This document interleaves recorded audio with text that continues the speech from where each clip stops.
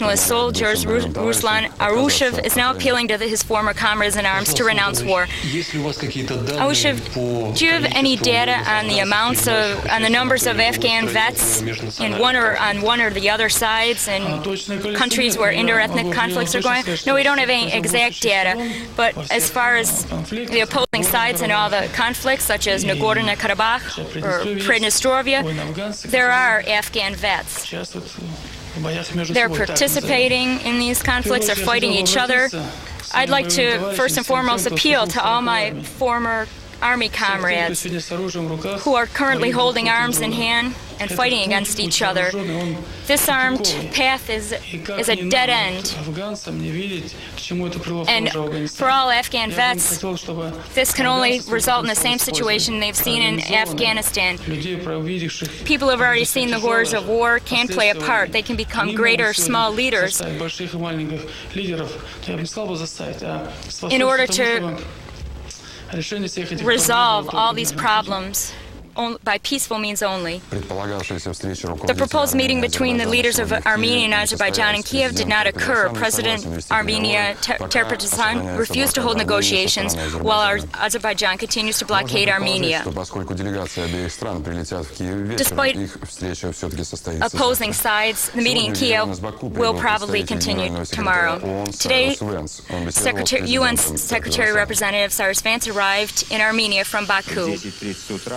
At 10:30 today, the plane landed at the Armenian airport. After official meeting, Cyrus Vance gave a short interview to journalists. I look forward very much to discussions here in Armenia, and I'm very glad that I can aid in determining the origins of these conflicts. I came here not as a mediator, this is the affair of others, but to study the situation on site. After this, there was a meeting with the Armenian Minister of Foreign Affairs, Rosyanin, who gave the details of the history of the Nagorno-Karabakh problem.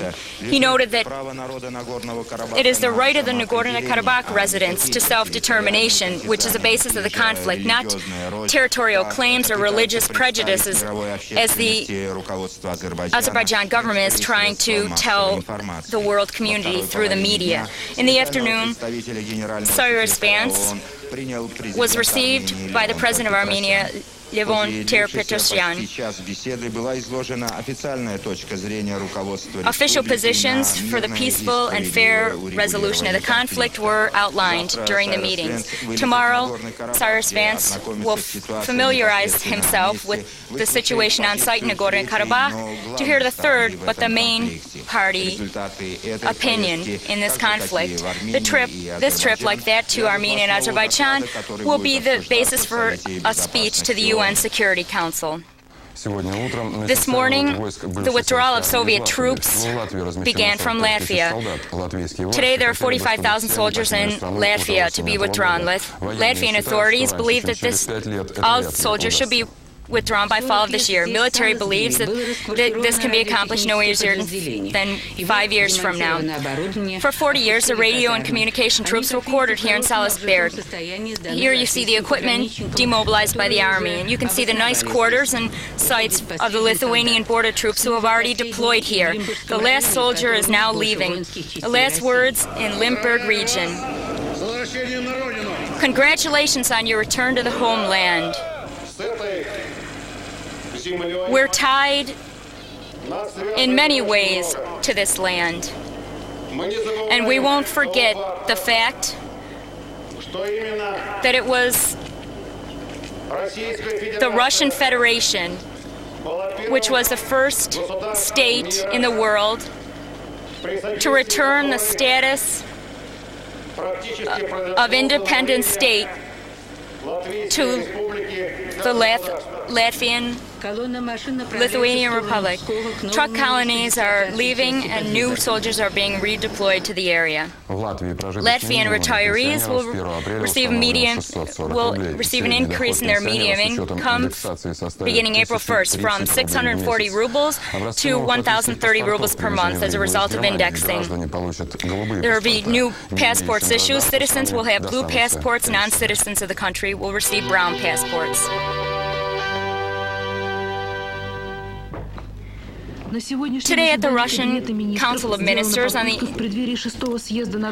eve of the sixth session of the People's Congress of People's Deputies, attempted to analyze the political situation of the Russian Federation and the CIS countries, as well as discussing the pace of agrarian reforms and the social economic position in the far north. Vice Premier Shakhnaraev's speech covered the political situation in the country and was very troubling. The reforms are meeting passive sabotage by so-called stagnation cadres in local areas. These people do not accept the transformation of the central government and are announcing independent territories in Krasnoyarsk and Tomsk regions. Also worrisome are the CIS countries. They demand that war continues. It was stressed that Russia does not intend to pursue imperialist policies, and it should prepare a collective security agreement for the Commonwealth. Boris Yeltsin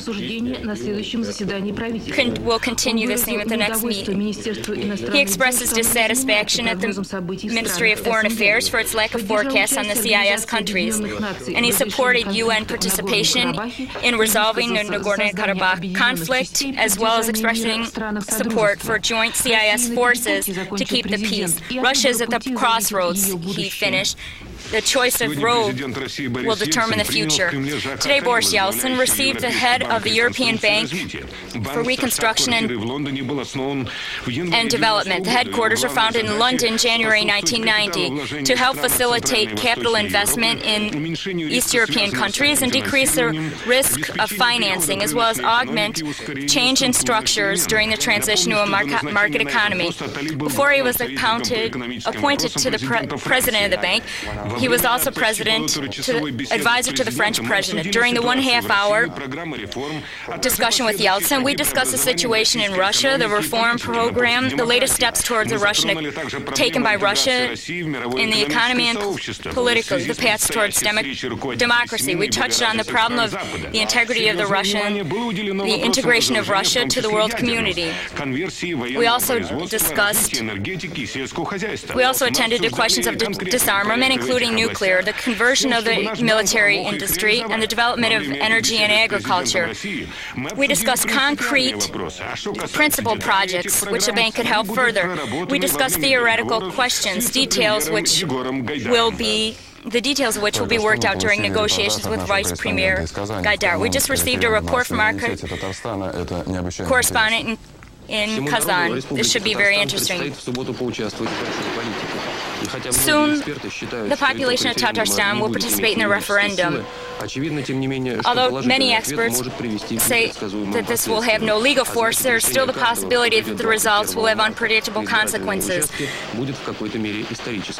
The decision of March 21st will be very historic. Do you understand what you're deciding? I have no idea.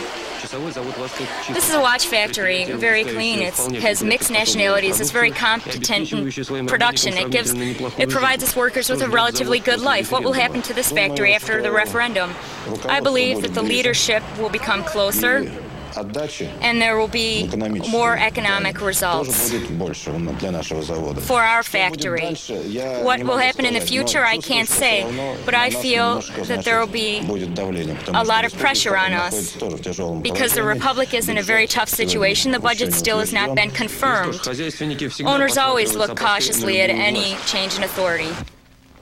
The Turkish government has promised to immediately start producing any number of flags or heralds created by Turkestan at its factory and at its cost.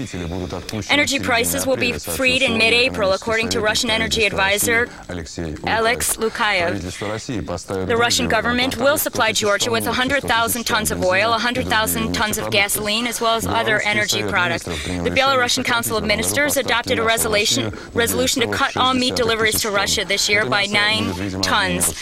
This meat will obviously be used for barter exchanges. The International Conference on Privatization in Kazakhstan, Problems and Perspectives of Privatization, ended today in Almaty.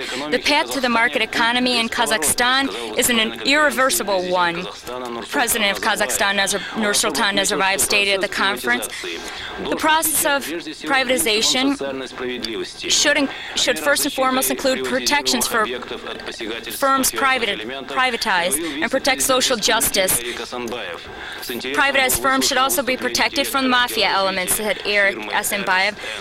People listened with great interest to the speech by Director of Development of the U.S. firm Ernst & Young, Stuart Tom. Other privatization is going very slowly in other regions of Kazakhstan, said participants. Only 3% of the large government firms are owned privately. Today the question was which forms of privatization should be taken. Competitive, stock, or other options, which are the most effective? Participants in the conference tried to give their answers. Kazakh president published a decree today on concerning methods to fight organized crime. Accordingly, police may use 30% of all confiscated goods to reinforce their material base. Representatives, the Republic's declaration also declared that family incomes will be raised.